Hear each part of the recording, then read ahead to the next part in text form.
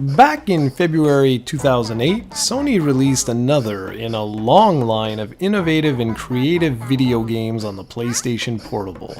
By this point in time, the handheld had been on the market for about 3 years now, and was home to a wide assortment of excellent games, but Sony continued to pump out truly original games on their first portable.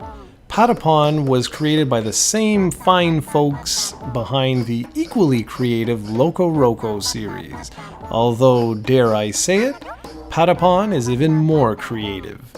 What makes Patapon so unique is that it blends two genres together that you never thought could be: rhythm and strategy. Patapon is about a tribe of warriors known as, surprise surprise, the Patapons.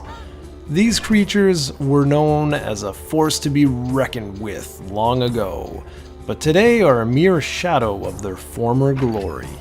They've been driven from their homelands by the evil Zygoton and left without direction, which is where you come in. You take on the role of the almighty Patapon, and it's up to you to lead the Patapons to glory. They rely solely on you for leadership to battle the Zygotons and lead them to Earthrend, where they can see it. Of course, you have no idea what it is, but the Patapon sure are adamant about it, whatever it is. Patapon plays like a traditional rhythm game where you play beats to issue commands rather than satisfying on-screen scrolling notes. Each PSP face button corresponds to a different drum with Pon, Pata, Chaka, and Don. Using these instruments in different combinations commands your Patapons in different ways. Each level has a beat that you hear in the background, and you have to match your commands with the same tempo. Pata Pata Patapon, for example, will lead the Patapons forward, while Pon Pon Patapon issues an attack command. As you progress through the game, you access many different commands that are helpful in battle. Each comes in a set of 4 button presses and is quite easy to remember. Like any proper rhythm game, you build up combinations as you successfully execute commands in succession. Chain enough together and the Patapons work into a fever, where your commands become more effective but your timing becomes far more critical. Keeping the pace while issuing commands can sometimes be a challenge, but it's also a heck of a lot of fun. Patapon plays in a 2D side-scrolling environment, which helps keep things simple and more manageable in terms of strategy. Though Patapon is simple on the surface, it has a surprising amount of depth to it.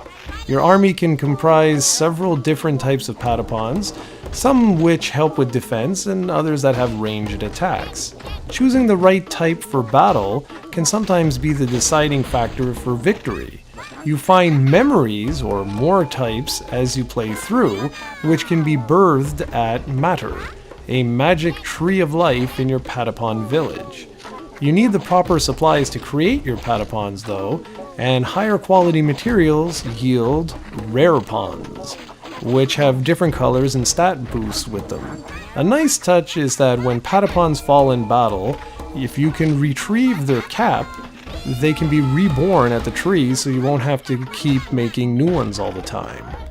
Since your different Patapons have varying stats, it manages to pack in a layer of RPG-style gameplay into the mix.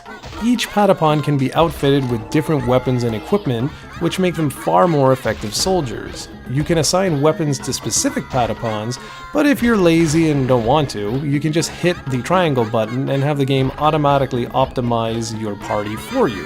Patapon has some really great flexibility to it in terms of whether you want it to be complex or simple.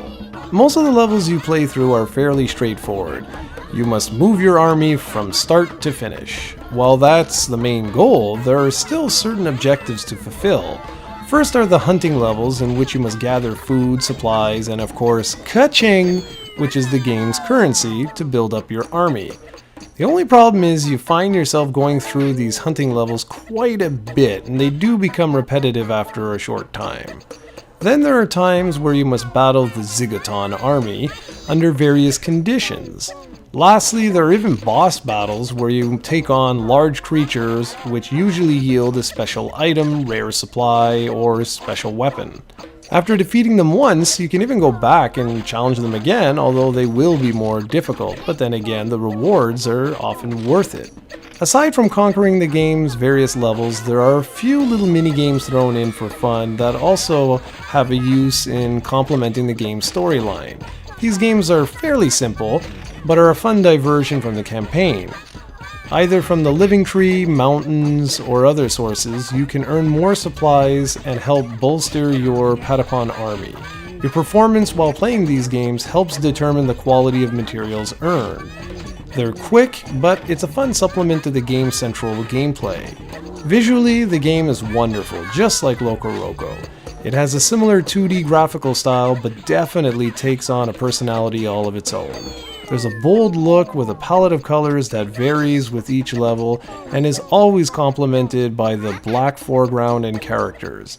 The high contrast between lights and darks plays well, and the somewhat lacking detail of the Patapons keeps them fun and appealing instead of overly busy looking. That's not to say the game doesn't have some detailed character models. The bosses in particular look spectacular, and the entire game has wonderful animations. Special attention is also paid to the sound, which is a must for any rhythm-based game. The soundtrack is fun with lots of solid beats and a tribal theme that plays well with the game's premise. As you venture across the game's world, you encounter different beats, keeping things fresh. There's nothing quite like whipping the Patapons into a fever and hearing them sing and chant along with the music. The sound design is really unrivaled by many PSP games. Patapon is an excellent game that's hard not to recommend. The game has so much going for it with style, gameplay, and just an incredible audio-visual presentation. There isn't anything quite like it out there, and it would be followed up by 2 excellent sequels that I'll cover in the coming weeks.